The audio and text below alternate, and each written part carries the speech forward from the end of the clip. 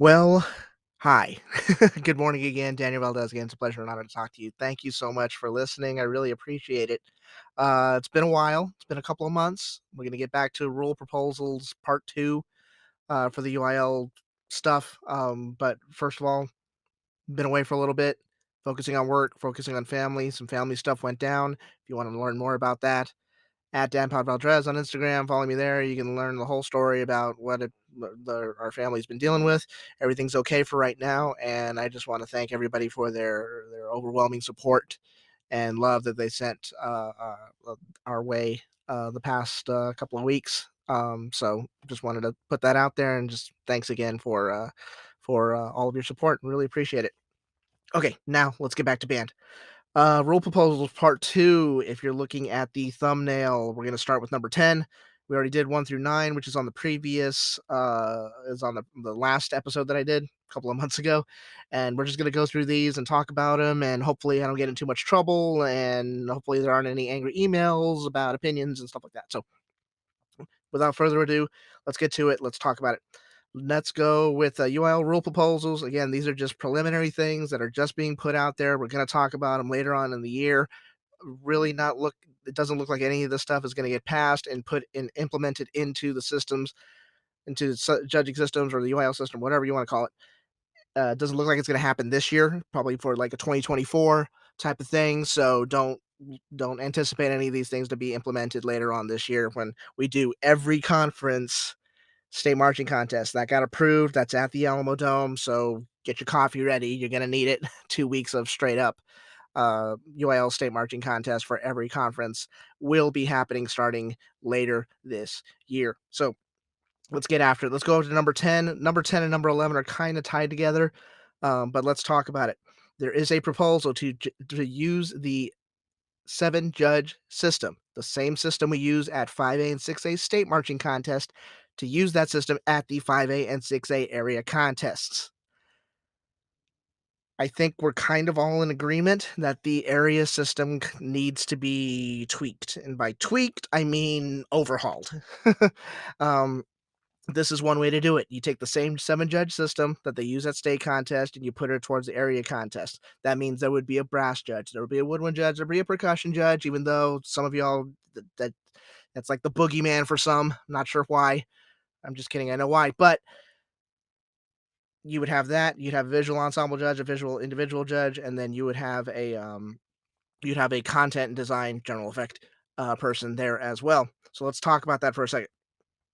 Pros and cons to it. Pros: you would probably eliminate a lot of these ties that happen at area contests. We see that over and over and over again. Three-way ties, four-way ties, ties that keep programs out of state contests, ties that determine one area champion over the other, and it's it's difficult to look at. It's difficult to deal with. I know that it can be a very frustrating part of the UIL system. I completely understand that. This would definitely help out some. We're taking whole products here that are that should be, you should have really a whole product at area. Everything should be done, and you should be ready to have that thing evaluated just like it would be for the state contest. I think the area contest sheets, as they are right now, with 5 judges, 3 music, two visual, it's too broad. It's been too broad for too long. Now, 30 years ago, even before I was around, a 5 judge system with the broad sheets that we have currently, that worked in marching band, because that is how that marching band back then was broad. You would play Shostakovich, you would play Samuel Barber. Everybody had similar looking uniforms. Everybody had similar looking sized programs. Content in the program, not just visually but musically as well, was more or less the same. There are many. We've said this before. There are many interpretations of what marching band should be. Everybody's got a different opinion on it. The 5 judge system, as it is right now, can't handle. It's not sustainable. They can't handle what talent is on the field. It can't handle. It can't properly evaluate what is being seen and heard on the field. I want these kids to be properly evaluated and represented on those sheets. The broadsheets don't do the trick anymore. Everybody's different. Everybody's too good in this activity, especially here in this state. So you need something. You need a system in place that is going to reward these kids and not be a victim of the sheets. This is the best way to do it. 7 judge system, area contests. I don't know if it's going to go through. Here's one. Naming a bunch of pros. Here's another con, right quick. 7 judges. Remember, 5 judges at area contest for each area. You hire 5 judges, and they're with you the entire day because the sheets are so broad. You can do a music judge, can do that, and then you can just flip them over to visual for the finals contest. Are you going to be able to do that with the 7 judge system? Are you going to be able to take the brass judge and put them on content and design? Are you going to be able to take the visual ensemble judge and put him in percussion? Are you going to be able to do that? Or how interchangeable is that stuff? Now, remember, you got 5 judges per area right now. You go to the 7 judge system, that means each area is going to have to hire 2 more people. And guess what? Probably going to pay for hotels, are probably going to pay for dinners and pay for, they're not doing this for free. They're paying them to be there to evaluate programs and whatnot. So that's an added cost for areas to absorb. Now, what happens there? Do you raise fees? Do you raise entrance fees? What do you do in order to to deal with that cost? Now, of course, marching band members don't care really about that. I'm not sure. I don't think you do, but who's to say that a band program won't up their fees every year now? Because remember, you got state every year now. That's a thing, which means area contest isn't just one of those things where you just go to and you go to it and you get, okay, we got first place or we got third place and now we're done with UIL. No, you got to, there's a longer journey here. So who's to say that band fees won't go up because now we got to pay for 2 extra judges in the 7 judge system? I'm not exactly sure how that works. We're just going off of business sense here. That's just some things that the committee, the Marching Band Rules Advisory Committee, is going to look at when we're deciding whether to go 7 judges or 5 judges or whatever. Proposal 11 wants to reconfigure the 5 judge system, and instead of just music 3 judges, visual 2 judges, they want to break it down.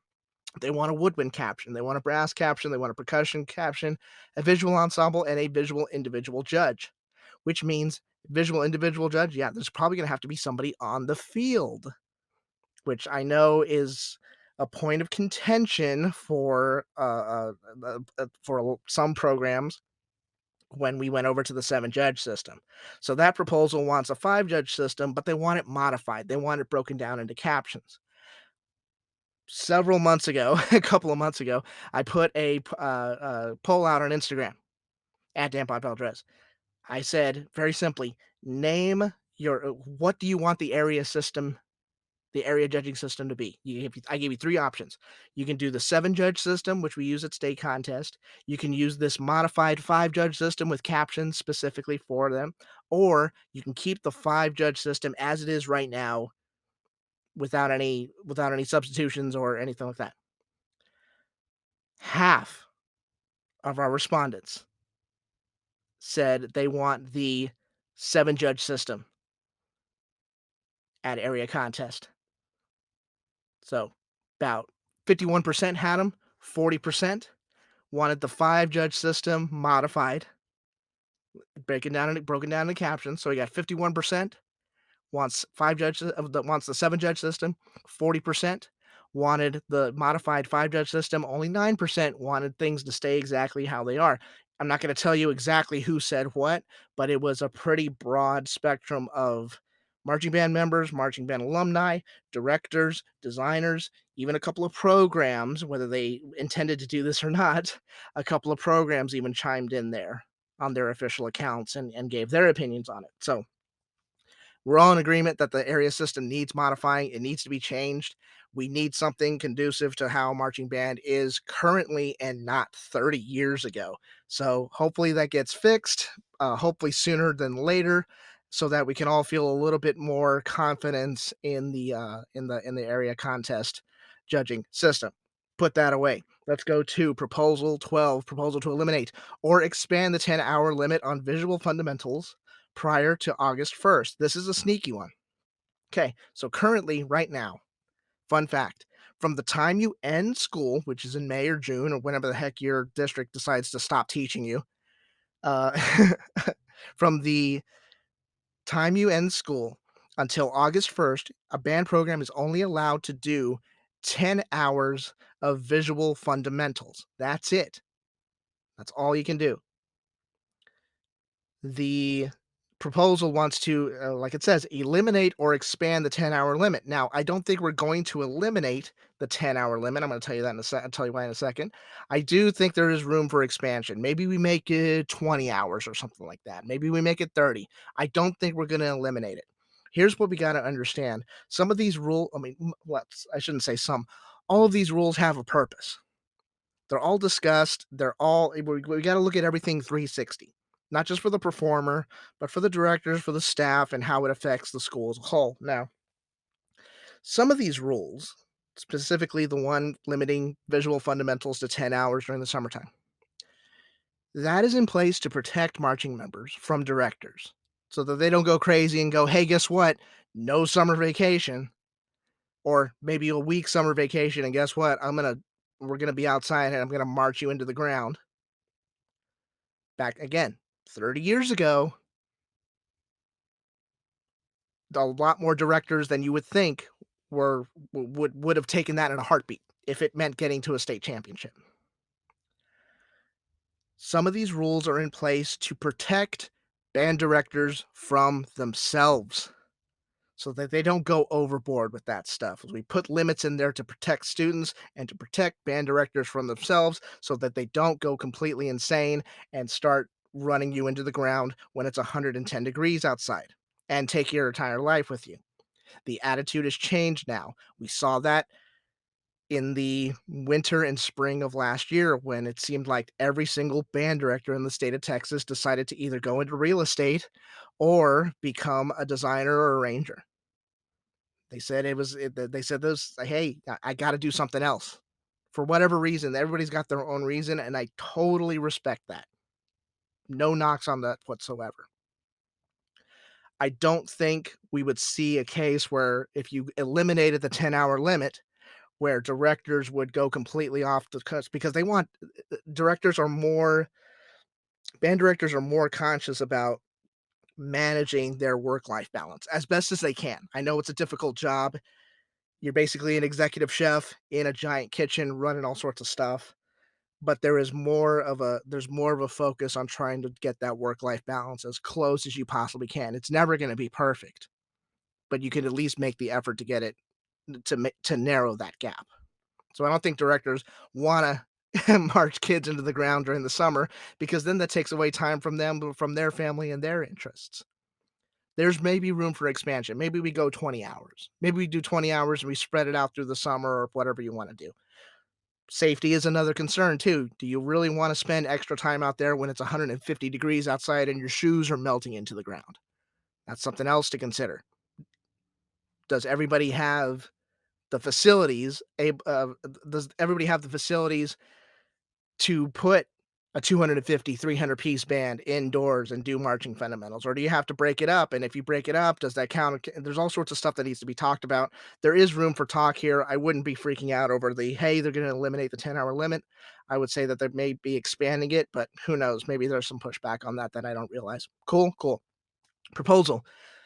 Lucky number 13, proposal to advance all bands at an area contest with ordinal ties for the final advancement placement to the state contest. Basically, if you're what this is saying is if your area is taking 5 bands and there's a tie for the 5th place, the final spot, this proposal would allow both programs to go. It would essentially eliminate tiebreakers in the UIL system, which is a fundamental principle of this whole ordinal system deal. Now, do I think that there would be fewer ties if we actually fix the area system? I do firmly believe that. So there may not necessarily need to be this proposal we may not have to have this proposal in place if we fix the area system.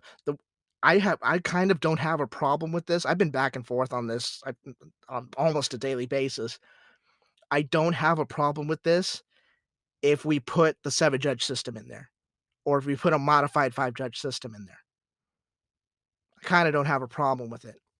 Now, the issue here is if we keep the area system as it is, there's all how many times do I jump on here and say, "Oh, guess what? There was a tie at area for the final advancement spot to state."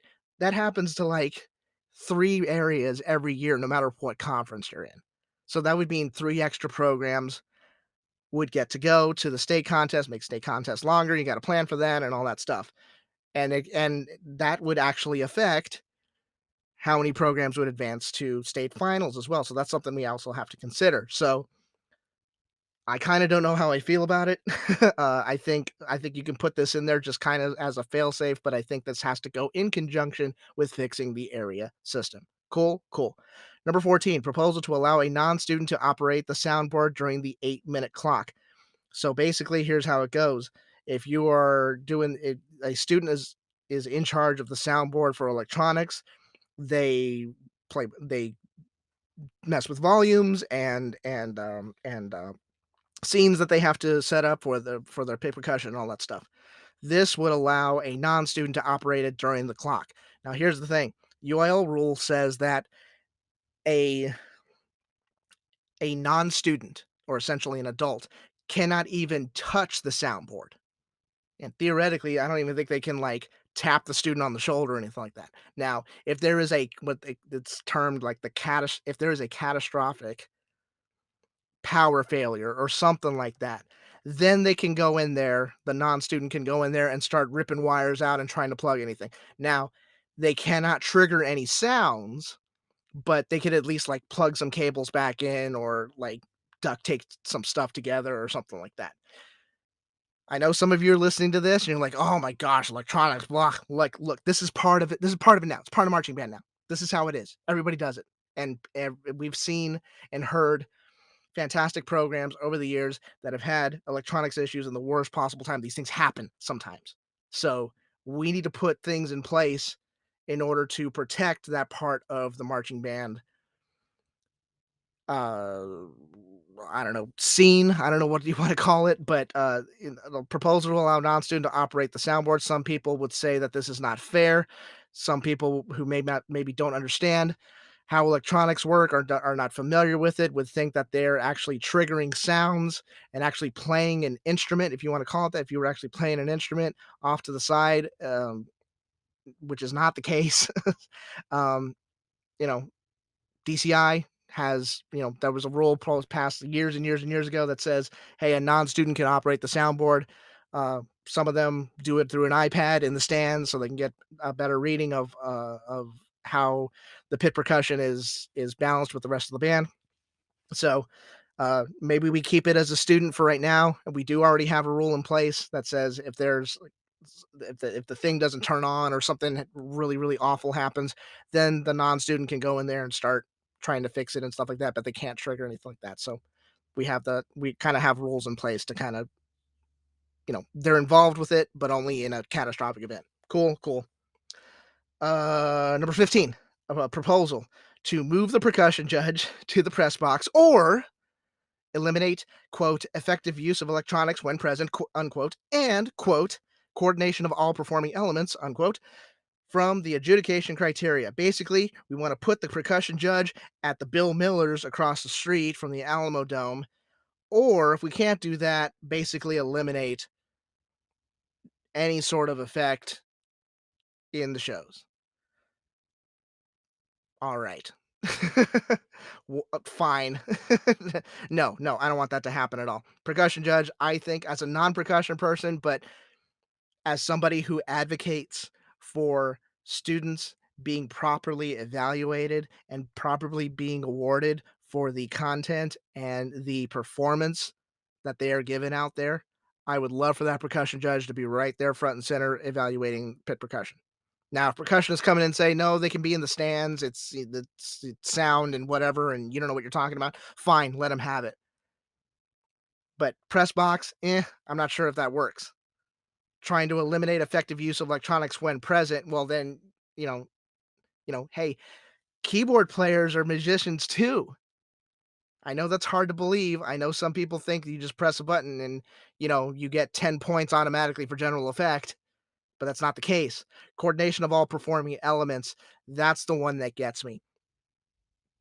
Coordination of all performing elements. What does all performing elements mean? It means the brass, it means the woodwinds, it means the percussion, it means the pre-percussion. Guess what else it means? Color guard. World championships coming up. Where are you at? Don't let them take this away from you. Coordination of all performing elements. Every single person that is out on the field is contributing to the performance. And I am not about to let somebody come in here and say that the color guard doesn't matter. And I know for a fact that there are people pushing to have color guard integrated even more into the judging system. I need those advocates to stand up. Coordination of all performing elements. We want to eliminate that. No, I'm not letting you do that. Color guard deserves to be evaluated and rewarded just like everybody else, especially in the 5A and the 6A programs where the color guards are getting better and better and better every year. They have to be rewarded. They have to know that they matter. Don't come in here and tell me that they don't matter or they need to be locked away at the Bill Miller's bathroom across the street from the Alamo Dome. I'm not going to let that happen. Sorry, it's not going to happen. Proposal 16. Proposal for the area and state judge training to be done by a UIL official or someone with no affiliation to a competing program. I guess what we're looking for here is we're trying to eliminate uh, bias or conflict of interest when UIL training is being done. uh, for judge trainings, as area training, judge training, and state judge training. The simple answer is to have me do it because I don't work with any programs. I don't design for anybody. I don't write any music. I don't know how to write music. I can barely even read music. So the easy thing for the UIL to do is to allow this proposal with a rubber green stamp and then tell them that we're going to hire Daniel Valdez to put on these videos and train the area and state judges. The only thing that I ask is for a Jersey Mike sandwich every 30 minutes, rotating from cheesesteak to the club sub to the roast beef and provolone, and we're good. And maybe like a big red on the side or something like that. I don't ask for much. I really don't. I'm a very self-sufficient person. But I think the best thing to do here to eliminate all bias, to eliminate conflict of interest, is just to have me do it. So check mark there, very easy. Number 17, proposal to modify the point structure on the brass, woodwind, percussion judge sheets in the 7 judge system. This wasn't very specific. I'm sure we'll hear about this later in the coming weeks. But just to kind of give you an idea, every caption for the 7 judge system is a total score of 1,000 points. Now, the reason you don't really see that or you really don't hear about that very often is because we go with the ordinal system. So that means if you have 950 points out of the percussion caption and it ranks first, the only thing that really matters is the first place. You get that first place vote, which is a 1. Of course, lowest score, just like golf, lowest score in the marching band world for the 7 judge system in the UIL system wins. Um, every one of them has 1,000 points listed there. I'm not sure what they want to change it to. I'm not sure if they want the brass, woodwind, and percussion judge to count less. That would be my guess.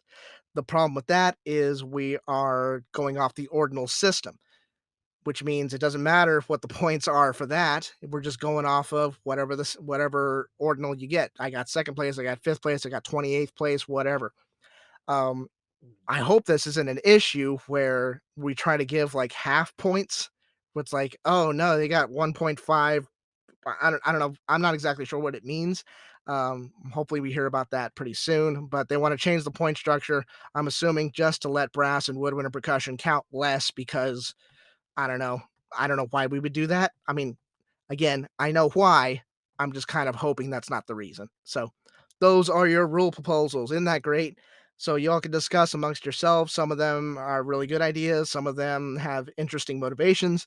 That happens every single year. The good thing about all this stuff is that we're having conversations about it. Because if you brought some of this stuff up 20 years ago when I was in marching band, when I was a drum major, when I was running around the field and waving my arms and acting like a complete maniac and driving my directors insane, If you had brought any of this stuff up 20 years ago, you would have been laughed out of the room and they would have thrown tomatoes at your head. Now we're having frank discussions. Now we've got people in charge that want the system to be as modern as possible so that you can properly reward the achievements that are happening on the field by these outstanding marching members. So let's advocate for that as much as possible first and foremost. That's exactly what we need to do. I am done here. I will talk to you all very, very soon. Thank you so much for listening. Thank you so much for your support. I will talk to you soon. Take care. Adios. Bye bye.